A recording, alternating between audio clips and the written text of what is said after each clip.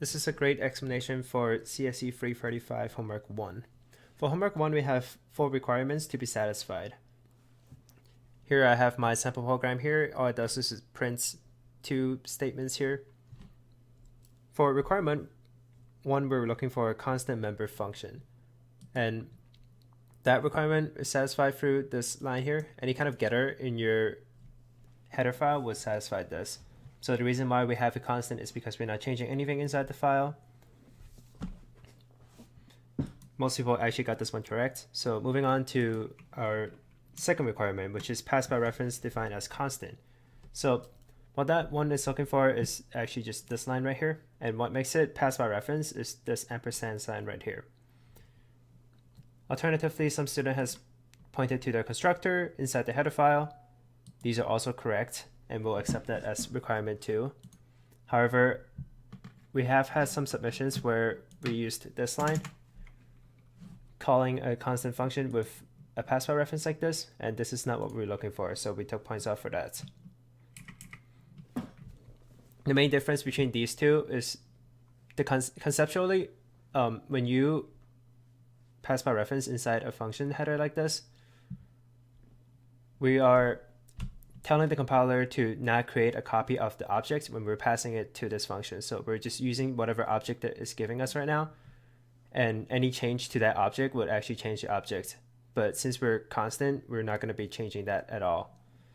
So it just saves us time and space for not creating that object. For our third requirement, constant objects, is this line right here. Just a constant, your class name, and then your objects right here. We have had some submissions where we did const primitive type, and a thing to note about this is primitive types cannot be objects, so this is incorrect.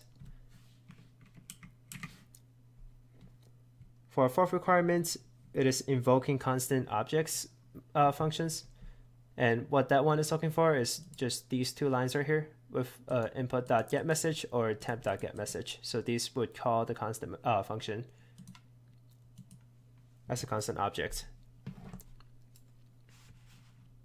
So moving on to how we graded this, we took points off for missing implementations only for section 1.4, 1.1 to 1.4.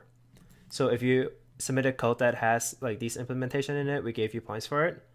But if you pointed to the wrong line, say your Word document is not explaining it correctly, if you have this line right here and a correct pass by reference and you pointed to this line, we took 5 points off. If you didn't submit a Word document, or if we can't open it, if it's corrupted, we didn't give you any points. A quick note about this, we have had a couple .text submissions.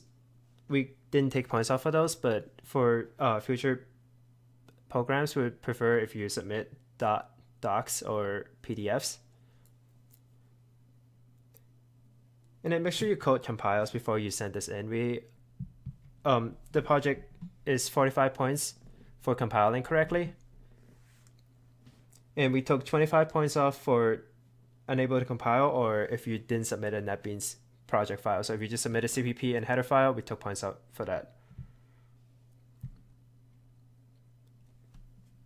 And I'm going to show you an example of a Word document that we're looking for. This is an example of a really good Word document. So we can see here that the student gave us screenshots exactly underneath the description. So we know exactly where to look, and we know that they know the concept correctly. A quick thing to note about the Word document is we've had some submissions where your line does not point to a correct line. So for example, if you're pointing to this line right here, we've had line number 20. So we think it's because students have hit like enter a couple times to clean up their code and didn't fix their Word document. And for future submissions, please make sure that they link to the correct line, because we don't know if you know the concept correctly if you point us to a couple lines off. For this one, we gave you points because it's project 1, homework 1, sorry.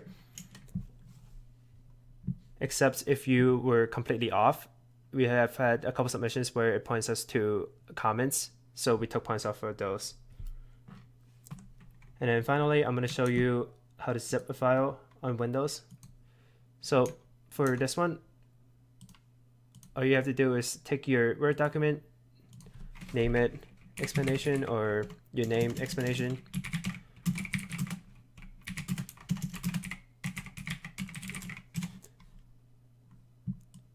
Drag it into your folder.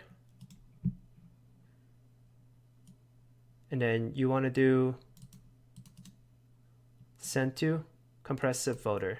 And then we're once again going to name this last name, first name, and then maybe homework 1. All you have to do is just take this zip file, turn it into hand in, and then you'll be done. Thank you for watching, and I'll see you next time.